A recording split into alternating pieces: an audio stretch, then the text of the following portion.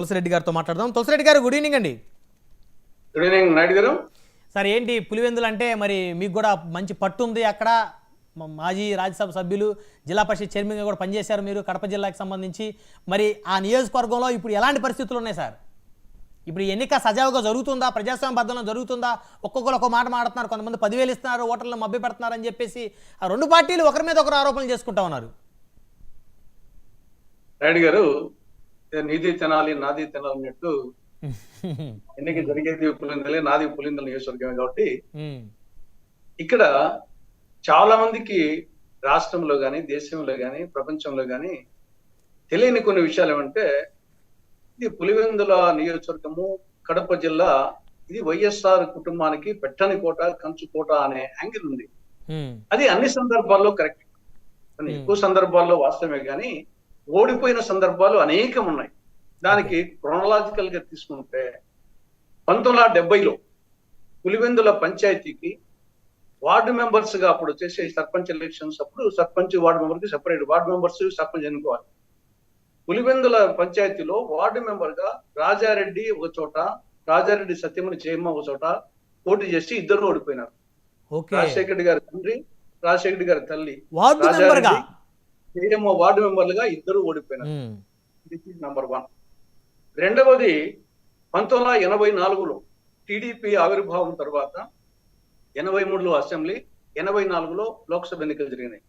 ఆ లోక్సభ ఎన్నికల్లో టీడీపీ తరఫున doctor DN Reddy, Devireddy Narasimha Reddy TDP candidate గా ఆయన గెలిచాడు. పులివెందుల నియోజకవర్గంలో కూడా మెజారిటీ వచ్చింది. తెలుగుదేశం క్యాండిడేట్ డిఎన్ రెడ్డి ఎంపీగా గెలిచాడు, కడప ఎంపీగా.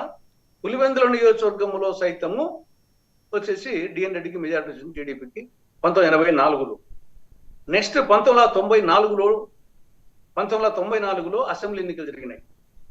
అప్పుడు జిల్లాలో 11 అసెంబ్లీలకు గాను 7 టీడీపీకి వచ్చాయి, 4 మాత్రమే కాంగ్రెస్ కి వచ్చాయి. అంటే రాజశేఖర రెడ్డి వచ్చినప్పుడు రాజశేఖర రెడ్డి ఉన్నటువంటి కాంగ్రెస్ 4 వస్తే టీడీపీకి 7 వచ్చాయి 1994లో.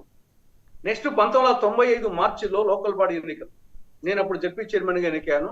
నేను అప్పుడు టీడీపీ జిల్లా అధ్యక్షుడు, టీడీపీ కడప జిల్లా అధ్యక్షుడు 1995లో. నా ఆధ్వర్యంలో వచ్చేసి ఎన్నికలు జరిగినాయి. అప్పుడు పులివెందుల నియోజకవర్గంలో 6 జెడ్పీటీసీలకు గాను మేము 4 పోటీ చేశాము. సింహాద్రిపురము, పులివెందుల పోటీ చేయలేదు. 4 పోటీ చేసి 3 గెలిచాం. వేంపల్లి, వేముల, లింగాల టీడీపీ గెలిచింది. ఒక తుండూరు మాత్రమే కాంగ్రెస్ గెలిచింది. అంటే ఓవరాల్ గా తీసుకుంటే ఇనానిమస్ కూడా తీసుకుంటే 3 వచ్చాయి. ఇది 1995 మార్చిలో. నేను అప్పుడు జెడ్పీ చైర్మన్ అయ్యాను. నేనుండే వేంపల్లి, వేముల, లింగాల 3 చోట్ల జెడ్పీటీసీ గెలిచింది. మండల పరిషత్తులుగా వేంపల్లి, వేముల గెలిచింది 1995లో. అప్పటికి రాజారెడ్డి ఉన్నాడు, రాజశేఖరుడు ఉన్నాడు, వివేకానంద రెడ్డి ఉన్నాడు. తర్వాత 1996 ఎంపీ ఎలక్షన్ లో రాజశేఖర రెడ్డి చావు తప్పి కన్నులట్టబోయినట్టు ఎంపీకి 4,000 చిల్లరతో గెలిచాడు. నిఖిల్ మంజల్ చాలా నేరో మార్జిన్ తో గెలిచాడు 96లో. తర్వాత 2017లో వివేకానంద రెడ్డి వచ్చేసి బీటెక్ రవి చేతిలో ఎమ్మెల్సీగా ఓడిపోయాడు. మన 2024లో 7 నీటి సంఘాలు ఉంటే పులిందల్లో 7 నీటి సంఘాలకు వైకాపా పోటీ కూడా పెట్టలేకపోయింది. మన రీసెంట్ గా 2024లో నీటి సంఘాలకు పోటీ కూడా పెట్టలేదు. ప్రయత్నం చేస్తారు కానీ ముగిసే వాళ్ళకి ధైర్యం లేక, సరే అది ఏ కోణం ఏమైనా కావచ్చు. కాబట్టి అదేదో పులివెందులు అంటే కడప అంటే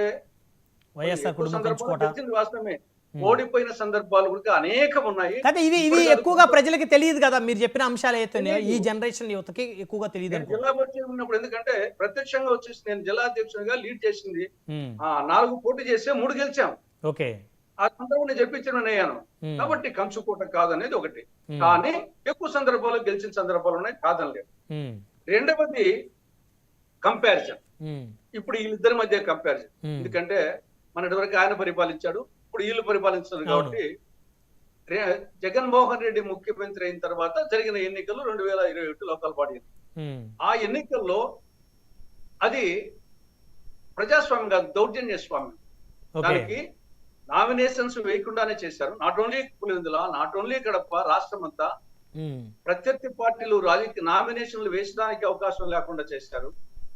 ఒకవేళ నామినేషన్లు వేసిన తర్వాత స్క్రూటినీ కాడ అధికారులు చెప్పి డిస్క్వాలిఫై చేశారు. ఆ స్టేజ్ దాటుకొని వచ్చిన తర్వాత విత్డ్రావ లోపల పోలీసు వాళ్ళు ఎక్కించుకొని వచ్చేసి విత్డ్రావల్ చేపించారు.